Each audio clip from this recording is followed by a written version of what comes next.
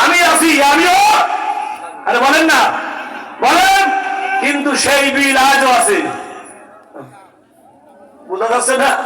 সেই বাউল আজও আছে।